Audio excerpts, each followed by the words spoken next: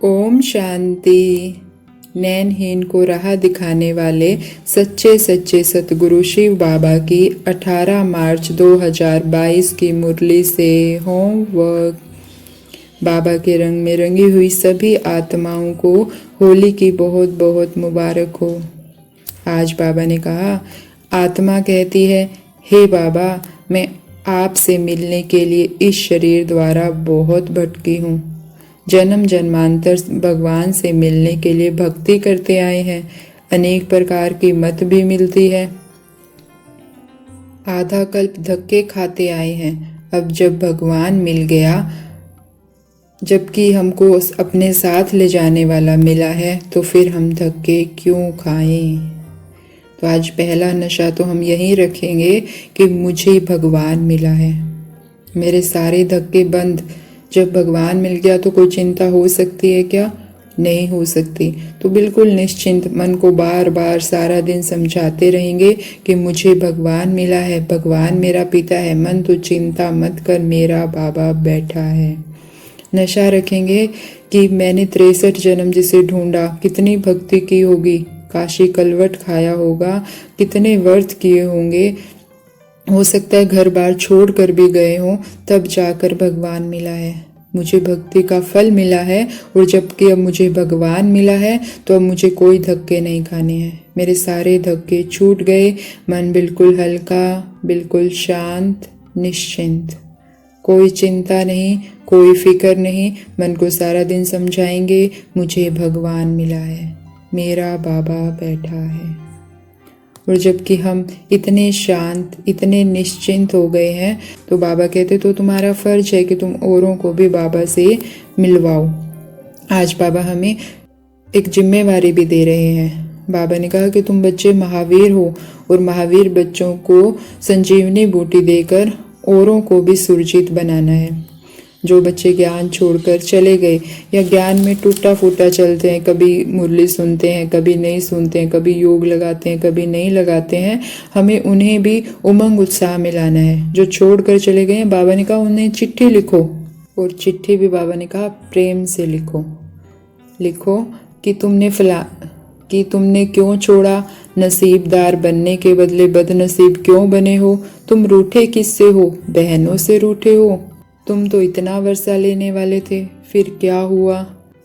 तुमने इतना समय हाथ पकड़ा, औरों को भी समझाया, फिर तुम कैसे डूबते हो। तो हमें जो बच्चे ज्ञान छोड़कर चले गए, जो अच्छी रीति पढ़ते थे, औरों को भी समझाते थे, तो बाबा कहते हैं उन्हें भी महावीर बनकर तुम्हें संजीवनी बूटी देनी है, ताकि वो भी फिर से सुरजित हो जाएं। तो सारा दिन नशा रखेंगे, हम वही महावीर आत्माएं हैं। और अगर कोई आत्मा हमारे सामने ऐसी है जो ज्ञान छोड़कर चली गई है और हमारी नज़रों में है, तो हमें उसे जरूर बाबा की याद फिर से करवानी ही है। और दूसरा, बाबा ने कहा कि अगर तुम प्रदर्शनी करते हो या कोई नया भी समझने के लिए आता है, तो उससे पूछो परम पिता परमात्मा से तुम्हारा क्या संबंध है। अगर वो पिता है तो उससे क्या वर्षा मिलता है। तो ऐसे ऐसे करके हमें उसे समझाना है। बाबा कहते ज़्यादा नहीं समझाओ, एक त्रिमूर्ति के चित्र पर भी पूरा समझा सकते हो तुम। एक ज्ञान ही ऐसा तरीका है जिससे मन शांत हो सकता है। राजयोग से ही और बाबा का परिचय मिलने से ही, ज्ञान की समझ से ही मन शांत हो सकता है। आत्मा मुक्ति, जीवन मुक्ति का अनुभव कर सकती है।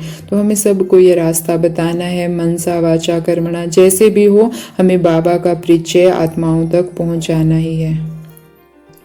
बाबा देखो कितना कहते हैं। बाबा कहते हैं अहिल्याएं कुब्जाएं कैसे भी हो, वर्षा पा सकती है, सिर्फ श्रीमत पर चलना है, देही अभिमानी बनना है। कितनी भी विकारी आत्मा हो, चाहे सारे पांचों के पांचों विकार से भरी पड़ी हो, लेकिन अगर उसने बाबा को पहचान लिया तो बाबा कहते हैं वो भी वर्षा पा सकती है। करना क्या है, सिर्फ उसे श्रीमत पर चलना है और देही अभिमानी बनना है। और बाबा ने कहा तुम्हें तो खुशी रहनी चाहिए कि हम ईश्वरीय संतान हैं। तो सारा दिन मुझे भगवान मिला है, मैं भगवान की संतान हूँ, मैं ईश्वरीय संतान हूँ, इस नशे में रहेंगे।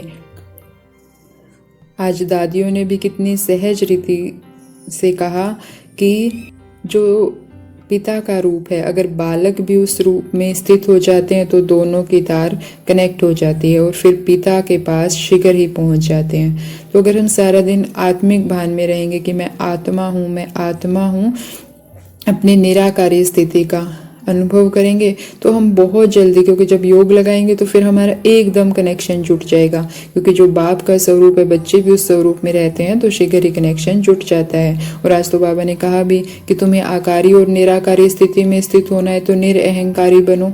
तो हमें देह का बिल्कुल अहंकार नहीं, मन को बार बार याद कराएंगे मुझे भगवान मिला है, भगवान मुझ आत्मा का पिता है और ये शरीर बाबा का है, मेरा नहीं है, मुझे सिर्फ संभाल के लिए। और गहराई से अनुभव करेंगे कि ये शरीर अलग है और मैं आत्मा अलग हूँ और मैं तो अपने पिता परमात्मा जैसी हूँ। और अगर इस देह का भान आता भी है तो इसको लाइट का शरीर देखेंगे, मेरे लाइट के हाथ हैं, लाइट के पैर हैं, मैं अपनी ब्रह्मा माँ जैसी फरिश्ता हूँ और अपने पिता जैसे निराकारी हूँ। तो देह का अभिमान निकालते जाएंगे तो आकारी और निराकारी स्थिति में स्थित हो जाएंगे और अपने आप जो हमारी सर्व शक्तियाँ हैं उनको हम मालिक बनाकर चला सकेंगे, मास्टर सर्वशक्तिमान का भी अनुभव कर पाएंगे। तो सारा दिन मुझे भगवान मिला है, मैं ईश्वरीय संतान हूँ और अपने स्वरूप को देखते रहेंगे, चाहे निराकारी और चाहे आकारी। देह अभिमान बिल्कुल निकालना है और जब भी मौका मिले सेवा करनी है। तो ऐसे मास्टर सर्वशक्तिमान निरअहंकारी आत्माओं को ओम शांति। शुक्रिया मीठे बाबा, शुक्रिया।